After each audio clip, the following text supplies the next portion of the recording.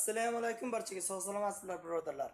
Viloyatlarga, chekka respublikalarga pochta bormi deganlar uchun hozir bir narsani ko'rsataman sizlarga. Avvallari do'stlar, men videorolik qilmasdim jo'natayotgan pochtalarni. Har kuni yuk jo'nataman. Men shunday Bits ofisi orqali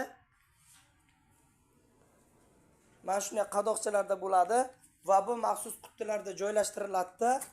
Kerakli manzilga yetkaziladi. Bezarar, beziyon holatda hech qanday ochilib, qadoqlar buzilish holatlari bo'lmaydi. Agar qadoq buzilganini sezsangiz orqaga qaytarib olasiz. Qaytadan almashtirib berish xizmati bor. Xarajatini o'zimiz ko'taramiz agar qadoqda muammo bo'lsa. Ochilganini sezsangiz. Bemalol noqulay bo'lmasdan murojaat qilishingiz mumkin.